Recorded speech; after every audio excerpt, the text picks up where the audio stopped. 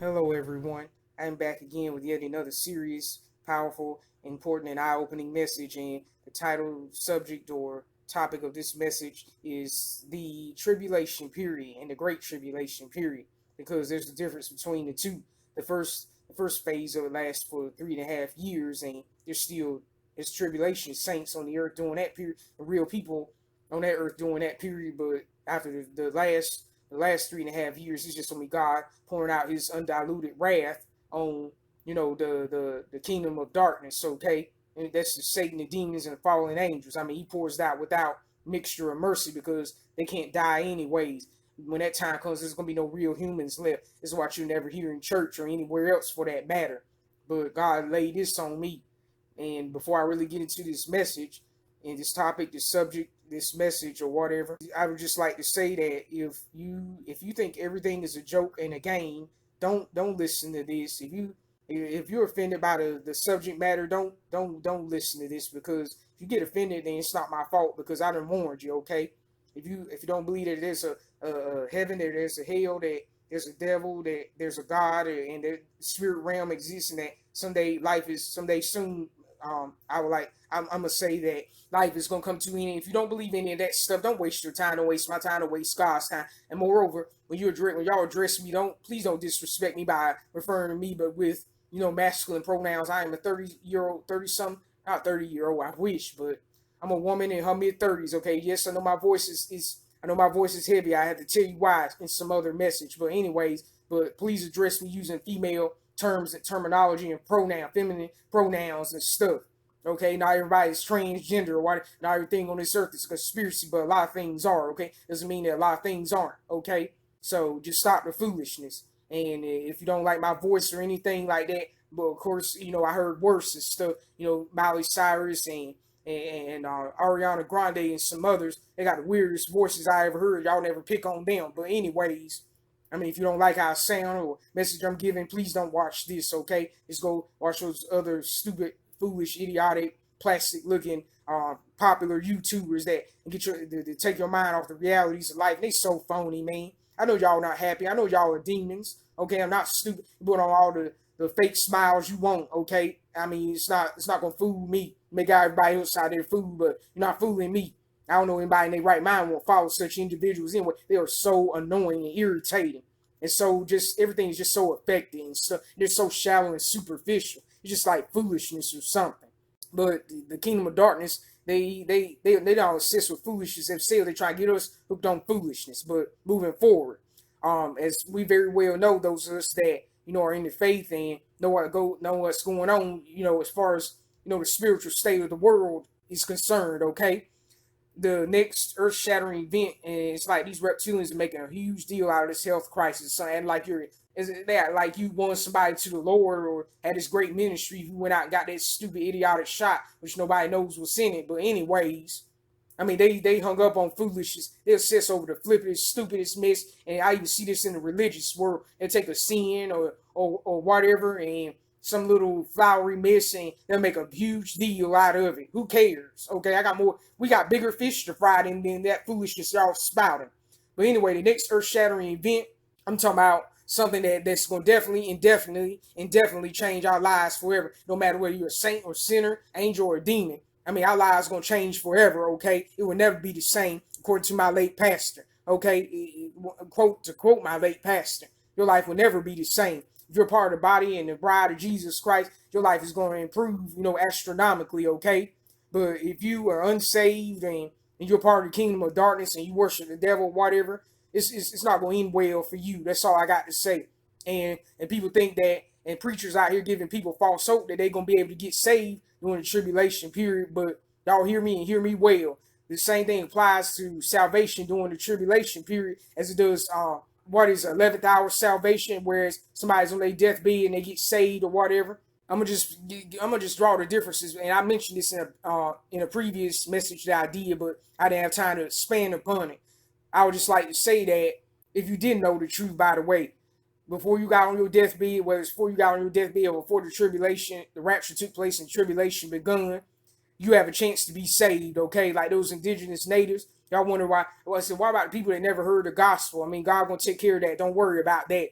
That's why he's gonna raise up those 144,000 prophets from Israel, Hebrew Israelite prophets, to go over there and preach to those. They'll be able to appear and disappear and go around the world evangelizing those people. Okay, because they didn't have access to television and radio and internet and so forth. Okay, they just lived off the grid basically. They live in those remote areas and those islands and stuff where they don't have access to modern civilization and its so-called conveniences. And people put too much, stock in modern, and put too much stake and put too much confidence in modern technology. But someday, number one, it's going to fail. When the tribulation period rolls around. Secondly, it's going to end up in the hands of the Antichrist. It's going to be, in other words, it's going to be a tool to get the force of the Antichrist, especially when the grid goes down and stuff due to the California earthquake, EMP collapse, and Russia bombing the United States, and all this kind of mess, and other natural disasters. By the way, it's not going to affect the United States, but the whole world. Okay, the world wars and all this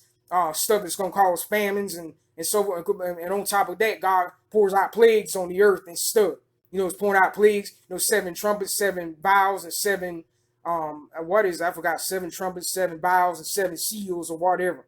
But anyways, that stuff that's going to eventually land in the hands of the Antichrist, and you're going to also use that to enforce the mark of the beast and stuff. To get people to take the mark, worship him, and then take the mark. Okay, so that's why I don't have any too much confidence in it. And by the way, when what hits the fan, them people over there gonna live how they always live. Life is gonna go on for them. Then they have been exposed because they have been exposed to filth and the trash and influenced by like we have in these more developed countries and stuff where we do have access to the television, the internet, the radio, the news media, newspapers, magazines, and so forth. They haven't been exposed to that kind of filth. They just living their lives and stuff, surviving day to day, playing their own food, making their own clothes, hunting and gathering their own food, processing the meat out of they do all that stuff by hand, and their lives seem relatively simple compared to ours, okay? Because they ain't got a whole lot, they ain't got to worry about light bills and all this other foolishness, and women, so where they run around naked, but it's been happening for so much, though they don't sexualize it like they do over here in the West, and they don't use that to cast curses and spells on people like what happens over here in the West, because over here in the West, a lot of demon spirits and stuff is associated with, nakedness and sex and stuff. And by the way, in that part of the world, all these perversions that we practice over here, we just insist that it's okay. Of course, people do that anyway because they've been brainwashed and indoctrinated, by the kingdom of darkness, that these things are okay. I mean, that stuff is foreign to them. Okay, I'm not even going to get into what those perversions are. Y'all figure, y'all got a mind, y'all got common sense, I hope, and y'all can figure that out. Okay, but anyways, that stuff is a foreign, and they have been corrupted by those things. They have been corrupted by the modern fashions, the perverted sex, and all this nonsense and foolishness. So, they never learned the truth either, the gospel. They ain't been confused by these false prophets out here. So it's going to be easy for them to be won to Christ. And it's going to be easy for them to be won to Christ and to hide from the Antichrist during the tribulation period, okay? Because they got their survival skills down pat, okay? But like I said before, after the rapture happens and it all goes downhill, everything goes to pot down here. They going to live how they always live. Life is going to go on for them, but we going to suffer over here in the West and in these countries that are more developed, where we have to depend on electricity and computers and technology and stuff to live from day to day, and also supermarkets, among other things, that government-owned supermarkets and other department stores and gas stations that sell food, and among other food and toiletries and other things that we need and also want, okay? And they don't rely on all that stuff. They rely on nature, okay? Because nature, like Baruch Shah say, we got everything we need to survive, okay? From nature and stuff. God gave it to them, and he gave it to those people. Okay, so since they didn't know the truth, they gonna have a chance to be saved during the tribulation period. But on the other hand, as an individual, if you knew the truth and you get on your deathbed, it's gonna be too late for you to get saved. Okay, I mean, if it does happen, it's very, very rare. And overall, 11th hour salvation is very, very rare. Okay, it's rare.com period. But regarding 11th hour salvation, the tribulation period, if you knew the truth, it's gonna be too late for you to get saved when you get down to that point. But for those who did not know the truth, never heard the gospel, never had access to it, or whatever, they lived off in those remote places, and they never had access to modern technology and all the other conveniences that we enjoy and that we put on a pedestal and worship more than we do God, they gonna have a chance to be saved during the tribulation period. They also got a better chance of hiding in front of Antichrist because that kind of technology don't exist in any part. That part of that technology doesn't exist in that part of the world. Some of them are gonna be beheaded. But for those of you over here, if you do have a chance to be saved and stuff, they're gonna haul you off to a concentration camp and torture you and torture you and torture you until you, or maybe they may not do that. They may just say, "Where we gonna leave you out here to starve to death," because we know starvation is a very torturous and slow and monstrous death. Okay, because I've done my share of research on that as well. And they people out here giving these so-called people, and a lot of them is demons, by the way. A lot of them is inverts. When they get these false heaven and hell visions, because a lot of times what they tell you is contrary to the Bible. It's like they consider an honor to be left down here and suffer all the mess that the tribulation period brings. Okay, that's how I knew they're not in their right mind. Nobody in their right mind want to be down here for such a horrible time. They said, "Well, I'm gonna commit suicide," but the Bible says death gonna flee from people during that day. You can stab yourself to death. You can jump off all the buildings you want to. I mean, you're not gonna be able to die. Okay. And so death gonna flee from it. So if they do torture you, you ain't gonna be able to die. You probably when you pass out, you're gonna feel every last blessed, cursed bit of pain that they inflict on you. Okay, so there ain't gonna be nowhere to run. The only ones gonna be safe during that time is the natives and stuff. Of course, they might use nanotechnology. I'm gonna have to get into more and what that entails later on. I read an article about it. By the way, it was years before COVID-19 came in, turned and flipped everything up on its head and stuff. But anyways, maybe the Antichrist gonna use these little nanobots and stuff or nanotechnology or whatever, to track those people down. But they're gonna do a better job of hiding because they don't have all that mess. They don't have surveillance cameras or none of that stuff. But anyways, what preachers never tell you, what they always leave out or they rarely bring up is that California earthquake is gonna set off the tribulation period. And this is what I meant to get to. It's gonna initiate that. Because as the bride is pulled out of here, that's one of the vials of judgment that the angels pour, that God commissions the angels to pour out on the earth. And there's a great earthquake, and there was voices, thunderings, and lightnings, and a great earthquake. It's California sinking. And by the way, the Bible does mention America in Bible prophecy, but America isn't the main thing. It's the Middle East, okay? The kings of the north, which is, Russia, the kings of the east, which is China and North Korea, the kings of the south, which is, I forgot the south, I think it's Africa or maybe, certain countries in the Middle East. And of course, the kings of the West, which is United States, Canada, Australia, the UK, and so forth, and Western Europe. Okay. That's where the kings of the West start. But anyways, they refer to United States, Canada, these other English speaking countries as the West. They're, dominated by Europeans, as white people basically and stuff. Edomites, Caucasians, whatever you want to call them. But anyways, the thing that kickstarts the earthquake is the tribulation period. California breaking off and sinking. And my late pastor used to always say a strip of land. And of course, it may not be entirely California. It might include Oregon and Washington and stuff. But anyway, he said a strip of land, 13, 14, 1,500 miles long and 300 or 500 miles wide is going to break off and sink into the ocean.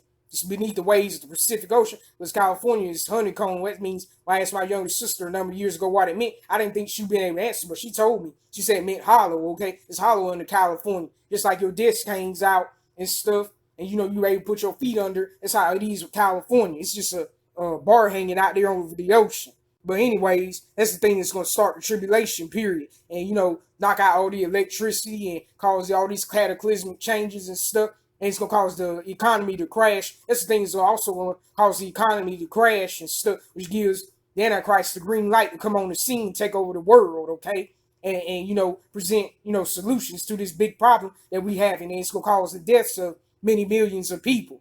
John Hagee always says that, 1/4 of the population or 1/3 gets killed, but there's a couple of periods during the tribulation period where, a third of the population is killed, and then after that, another fourth is killed, and that makes a little over 1/2 of the world's population.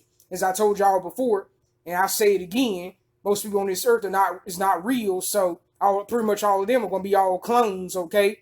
And a lot of them is not even biologically alive. They're basically cyborgs, robots, animatronics, and cybernetics. God going to destroy all of them. And the vast majority, and many of them live out in California, by the way. And no wonder that place is going to sink. Them people is crazy out there. They nuts. Okay, they just very anti-Christ. And by the way, they want to start California. That's the first place they going to get. concerning freedom, religion, freedom to bear arms, and freedom of speech. By the way, they've been trying to have the Bible ban this hate speech for decades and stuff. That's still in the works. But God hasn't allowed it because it's not the right timing, okay? When the time is right, He's going to permit it according to His will, His sovereign will. Anyways, when California falls out to the ocean, breaks into three parts. By the way, the book of Revelation, chapters 16, verse 19, talks about that, okay?